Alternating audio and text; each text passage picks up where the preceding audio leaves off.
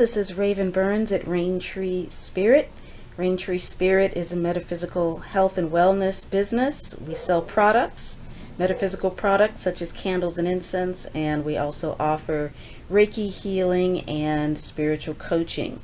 Today I wanted to talk about something that's near and dear to my heart, and that is recovery from abusive relationships. So when you are on a spiritual path, actually even if you're not, but certainly if you are, you're going to at some point run up against this issue. There's something about, pursuing a peaceful life that attracts its opposite. It's almost like you become this little light that sometimes dark entities and people want to gravitate towards. And if you are used to dealing with other basically kind and wonderful people, you won't know how to deal with somebody whose motives are subpar, okay, who is dishonest and abusive in nature. Because most people are not like this. Most people are, they're not perfect, but what you see is what you get. With an abusive type person, it's a whole different ball game. And until you've been through it, it's really difficult to understand. And only by being broken down and confused to the max will you take the time to learn about these kinds of people and how to avoid them. So this video isn't about that. I may tell my story in another video, but in this one I actually wanted to focus on the aftermath of an abusive relationship. So once you realize that that's what you're dealing with, that you're with an abusive person who isn't going to change, and you have gotten yourself out of the situation, now what?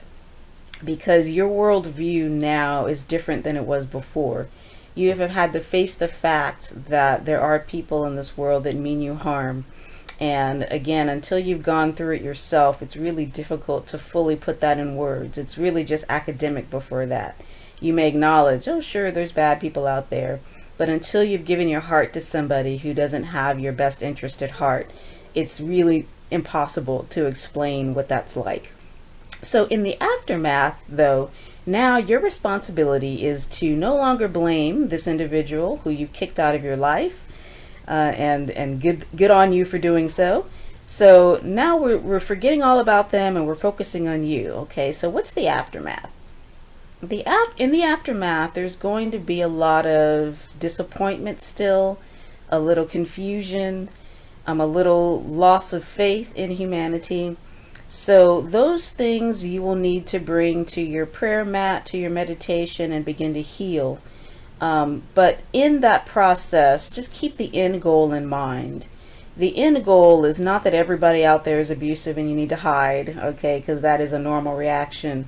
Your worldview has been shaken up. Before, you might have thought that everybody's good and basically means well, and then you may go to the other extreme where you think everybody's out to get you and everyone's bad.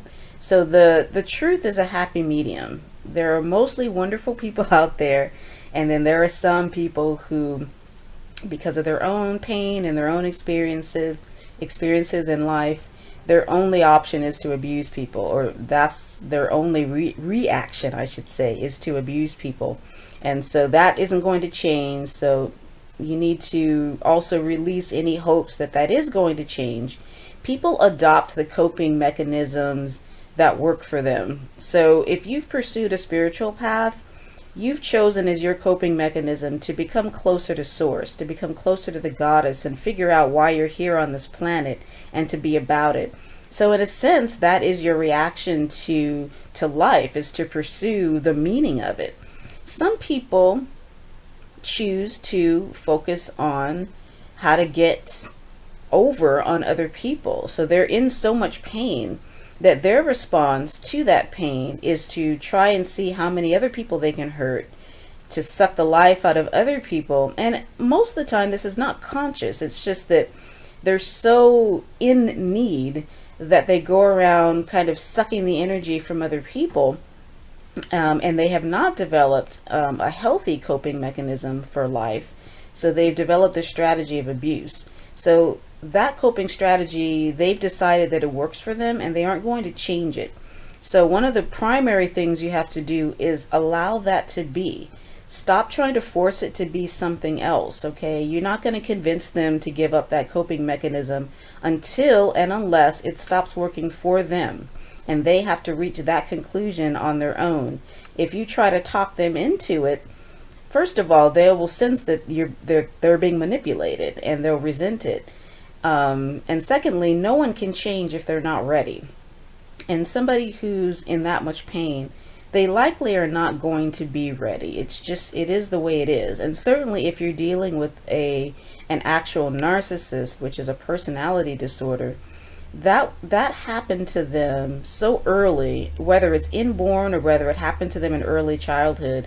It's an ingrained habit and a way of thinking about life and a way of seeing life. Their whole perception is different from yours. So it's not a matter of just talking them into pursuing a healthier path. It's sort of like talking someone into something that doesn't speak your language. So if you encounter someone who speaks only Japanese and you're trying to convince them of something, they may mean well, you may mean well, but they don't know what you're talking about, okay? And somebody who sees life in terms of, they matter more than anyone else and other people are not real people, trying to explain why your feelings matter isn't going to make any sense, okay? You have to let that be what it is. But again, this is about you. So the first thing you have to do, in my opinion, to get over something like this is to really get excited about your life, okay? There are so many awesome things out there to do. So I'll just talk about some of the things that I did when I got out of mine. After taking the time, to lick my wounds and to heal and adjust my worldview, I got excited about some new projects, and it doesn't matter what it is. You can make it up. I'm a writer, so I started working on a book, and I'm about a quarter of the way through it now, and that's taken about 5 or 6 months or so to get to that point, because I have other things to do. But it doesn't matter, like I said, what it is. What it is a way to train your mind on something else. If you've been in this relationship for a while, you've started thinking about this situation day and night, every day. You've been complaining about it to people, you've been crying over it, you've been trying to figure it out. It's time to devote all of that energy into something productive. So pick something. I don't care what it is. For me, it was writing a novel. For you, it could be losing weight. It could be fixing up your home. It could be taking an art class. I don't care what it is. Just make sure that it's so challenging and absorbing that it takes up enough of your energy that you don't have so much to devote to what your ex is doing, okay? So that's the primary thing. And if you need help in figuring out something to dive into, kind of go back to your own childhood, okay? This is a time for you to really get to know yourself better. So what were you good at when you were a child? What did you enjoy doing? What did you pursue for a while, and maybe you allowed someone to derail you? Like maybe you were an artist and somebody told you your paintings were ugly and so you just quit.